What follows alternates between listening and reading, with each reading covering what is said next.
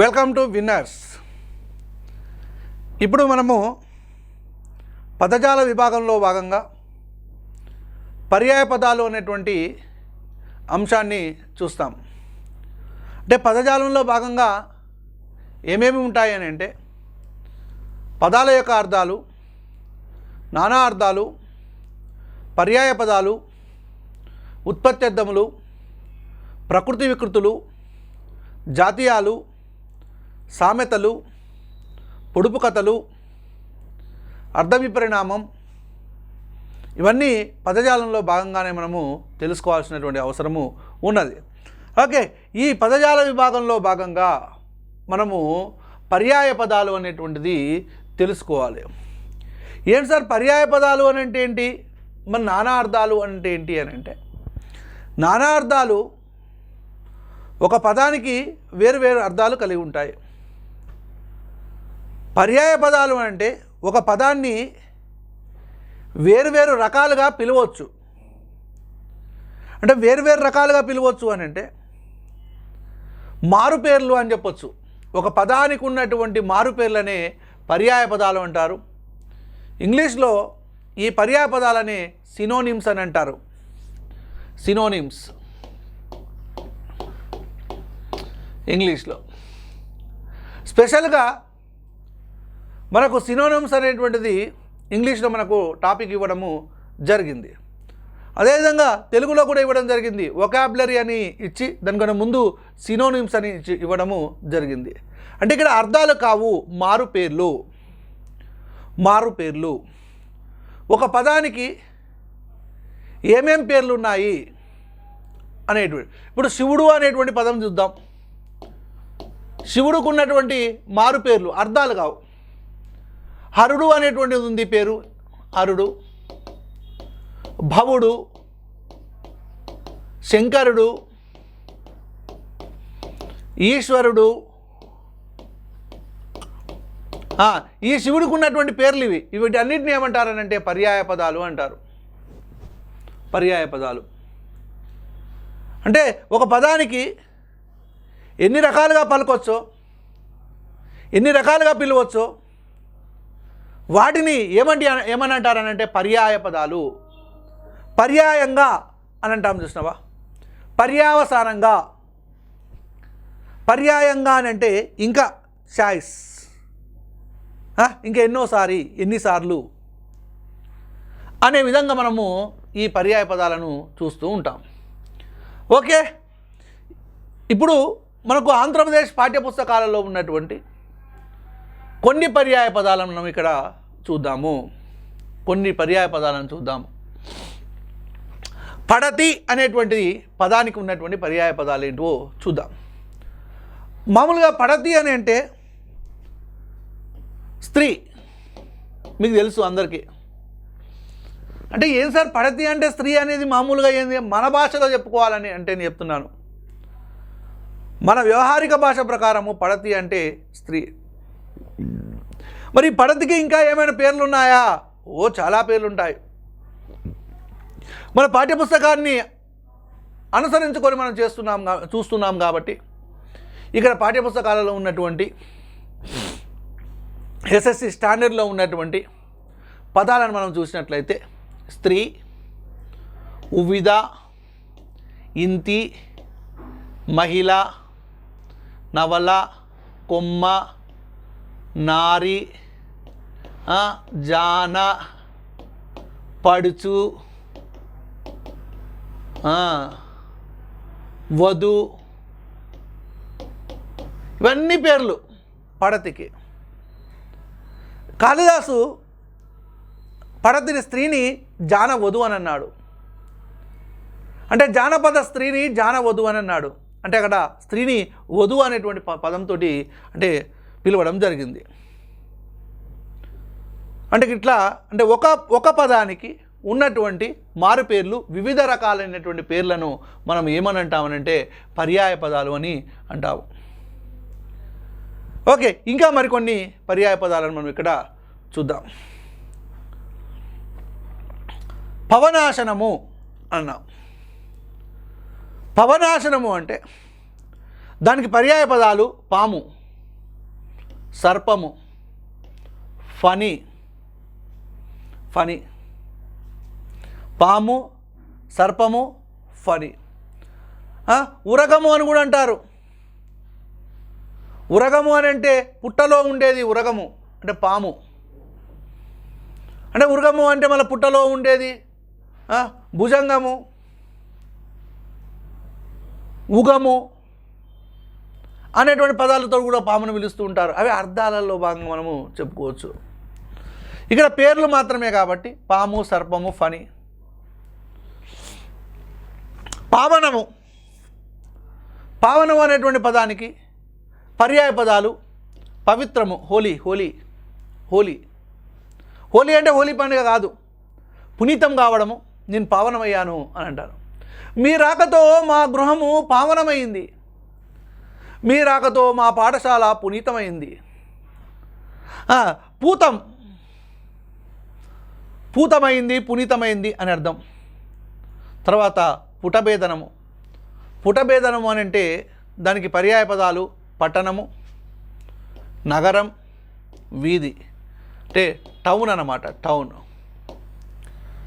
బుధులు, ఈ బుధులు అనేటువంటి పదానికి పర్యాయ పదాలు పండితులు, విద్వాంసులు, కోవిదులు. పండితులు, విద్వాంసులు, కోవిదులు. బుధులు, బుధజనులు, బుధజనులు ఆగమం వైరి అంటాం. బుధజనులు అంటే జనులలో ఉన్నటువంటి పండితులు. విద్వాంసులు, కోవిదులు, కళా కోవిదులు అని అంటాల్సిన, అంటే కోవిదులు అంటే వివిధ కళలలో ఆరితేరినటువంటి వాళ్ళు. భానుడు, భానుడికి పర్యాయ పదాలు సూర్యుడు, అర్కుడు, పూషుడు, రవి. రవి అంటే సూర్యుడు. అర్కుడు, అర్కుడు. భానుడు, భానుదయం అని అంటారు చూసినవా, సూర్యోదయం. పూషుడు, రవి. వసనం, వ్యసనం కాదు, వసనం. వసనం అంటే వస్త్రం, ఉడుపు, వలువ. వెండి, కలదాతము, రజతం. రజత పథకం అని అంటారు చూసిరా, కలదాతము, రజతం. రంతు, రంతు క్రీడ, ఆట, కేలి, పెద్ద ధ్వని, గోల. వారిజం, వారిజం అంటే నీటి నుండి పుట్టినది, వారి అంటే నీరు. పద్మం, సరసిజం, జలం, తామెర. వారిజము అంటే పద్మం, సరసిజం, జలం, తామర. ఇవన్నీ ఒక పదానికి ఉన్నటువంటి మారుపేర్లు. అంటే ఒక్కొక్క పదానికి ఉన్నటువంటి మారుపేర్లు. ఆ మారుపేర్లని మనము పర్యాయ పదాలు అని అంటాం. తర్వాత చూసినట్లయితే వారిజ గర్భుడు అంటే వారిజము నుండి పుట్టినటువంటి వాడు, పద్మము నుండి పుట్టినటువంటి వాడు. అంటే బ్రహ్మ. వారిజ గర్భుడు అన్న, బ్రహ్మ అన్న, చతుర్ముఖుడు అన్న, నలువ అన్న, విధి అన్న ఒకటే. శరది, సముద్రం అన్న, వార్ది అన్న, నీరది అన్న, జలది అన్న ఒకటే. అంటే ఇవన్నీ ఒకే అర్థాన్ని ఇస్తాయి. అంటే ఇది అందరూ ఒకరే అవుతున్నారు. సముద్రమైనా, వార్ది అయినా, నీరది అయినా, జలది అయినా ఒకటే. మళ్ళీ నానా అర్థాలు వేరు. అంటే వేరు వేరు అర్థాలు ఇచ్చేటువంటి పదాలనేమో నానా అర్థాలు అంటారు. అర్థమవుతుందా? అంటే వేరు వేరు అర్థాలని కాకుండా కానీ ఒకే అర్థాలు. ఒక పదం తీసుకున్నట్లయితే తర్వాత సేతువు, సేతువుకు వారధి, వంతెన. అంకము, వడి, ఉత్సంగం. అంకము, వడి, ఉత్సంగం. అంకన, అంగన, స్త్రీ, పడతి, ఉవిద. అంబుజం, పద్మం, తామర, జలజం. ఇవన్నీ ఒకటే. ఆకుపారం, సముద్రం, పయోధి, జలదం. ఆకుపారం, సముద్రం, పయోధి, జలది. అమరులు, మరణం లేనటువంటి వాళ్ళు, దేవతలు, సురులు. అమృతం సుధా పీయూషం, అవని భూమి ధరణి, అవని భూమి ధరణి, వరజగర్భుడు బ్రహ్మ చతుర్ముఖుడు నలువ విధి, శరది సముద్రం వార్ది నీరది జలది, సేతువు వారధి వంతెన, అంకము వడి ఉత్సంగం, అంగన స్త్రీ పడతి ఉవిధ, అంబుజం పద్మం తామర జలజం, ఆకుపారం సముద్రం పయోధి జలది, అమరులు దేవతలు సురులు, అమృతం సుధా పీయూషం, అవని భూమి ధరణి. ఇంకా కొన్ని పర్యాయ పదాలను చూద్దాం. ఆత్మజుడు, ఆత్మజుడు కొడుకు కుమారుడు, కొడుకు కుమారుడు. ఆలు ఆవులు గోవులు, ఆలి అంటే భార్య. ఆశ కోరిక కాంక్ష, హాస్యం ముఖము వదనము, ఆ మదించిన తుమ్మెద నా వదనమును చూసి పద్మమని తలంచినది అని అంట. నా వదనం అంటే ముఖం. హాస్యం పంచాస్యం, ఈప్సితం కోరిక కాంక్ష డిజైర్స్, ఎలుగు వృక్షము ఎలుగుబంటి బల్లూకం, కపోలం చెక్కిలి బుగ్గ, కపోతం అంటే పావురం మళ్ళీ, క్షుధ ఆకలి క్షుత్తు బుభుక్ష తినాలనే కోరిక, కిసలయం చిగురు పల్లవం చిగురు పల్లవం, కొక్కెర కొంగ బకం. ఇవన్నీ ఈ పదాల యొక్క పర్యాయ పదాలు. ఆత్మజుడు కొడుకు కుమారుడు, ఆలు ఆవులు గోవులు, ఆశ కోరిక కాంక్ష అదే డిజైర్స్ అని చెప్పాను. హాస్యం అంటే ఫేస్, ఈప్సితం అంటే కూడా కోరిక కాంక్ష, ఎలుగు అంటే ఎలుగుబంటి భల్లూకం అంటారు దాన్ని బుక్షము, కపోలం అంటే చెక్కిలి బుగ్గ కపోలం ఇది నుదురు. క్షుధ అంటే ఆకలి కావడం, బుభుక్ష అంటే తినాలనేటువంటి కోరిక, కిసలయం అంటే చిగురు పల్లవము, కొక్కెర అంటే కొంగ బకం కొంగ బకం. ఓకేనా, రైట్. మరికొన్ని పర్యాయ పదాలు చూద్దాం.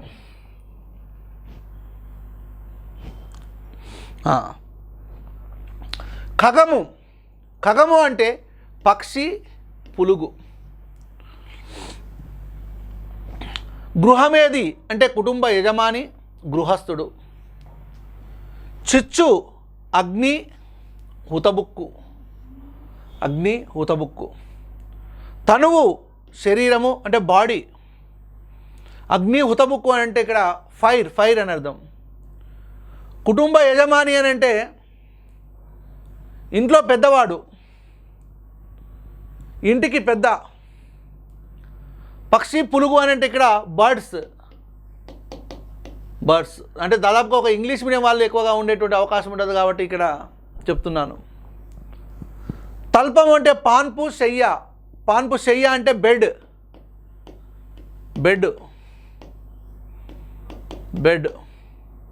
పడక అన్నట్టు తల్పం అంటే. తరగము అశ్వము వాజి. అశ్వం అంటే హార్స్ గుర్రం అన్నమాట తరగం అంటే. తేరు రథము బండి. రథం అంటే చారియట్ ఏదో రథం అంటే అదేందో అనుకునేరు మళ్ళీ. బండి తేరు అన్నా కానీ అదే. మనకు తిరునాళ్ళలో తేరుల ప్రదర్శన అనేది ఉంటుంది. దిక్కు దిశ ఆశ ఒకవైపు అంటే వన్ సైడ్. దిశ అంటే మనకు సైడ్స్.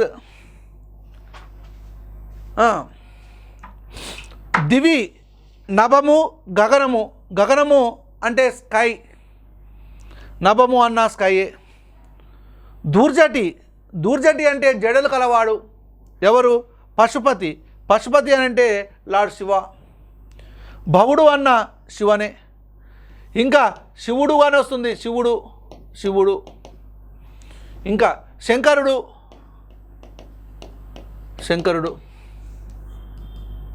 శంకరుడు, హరుడు, ఈశ్వరుడు, విశ్వనాథుడు,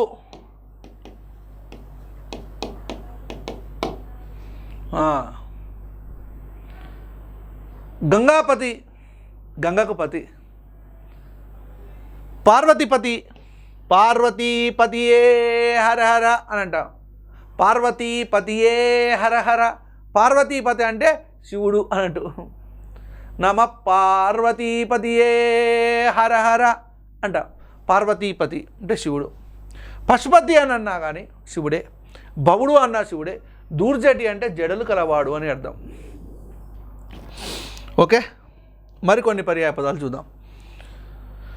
నయనం, నేత్రము, కన్ను అంటే ఐస్, ఐ. నుపుడు అంటే రాజు, భూపతి. రాజు, భూపతి అని అంటే కింగ్.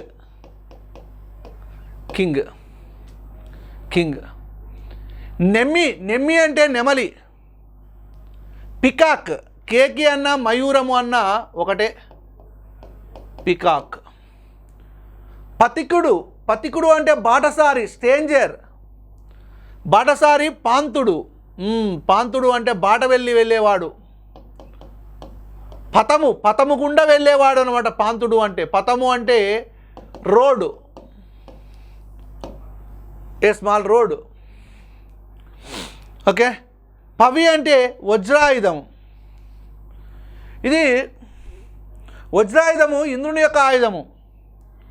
కులీశం అన్న, అశని అన్న ఆయుధాన్ని అంటారు. పంచాస్యము అని అంటే వెడల్పైనటువంటి ముఖము కలది. పంచాస్యము అంటే, హాస్యము అంటే ముఖము, వెడల్పైనటువంటి ముఖము కలది సింహము. కంఠిరవము, కంఠిరవము అని అంటే రవము గంభీరమైనటువంటి కంఠము కలది. గంభీరమైనటువంటి కంఠము కలది సింహము. అదే పంచాస్యము అంటే వెడల్పైనటువంటి ముఖము కలది. అంటే లాయన్. పులి అంటే శార్దూలము, వ్యాఘ్రం. శార్దూలము అంటే పులి. అదే మన ఛందస్సు అనుకోవద్దు. శార్దూల పద్యం అని అంటే, శార్దూలం అంటే పెద్ద పులి అంటే టైగర్.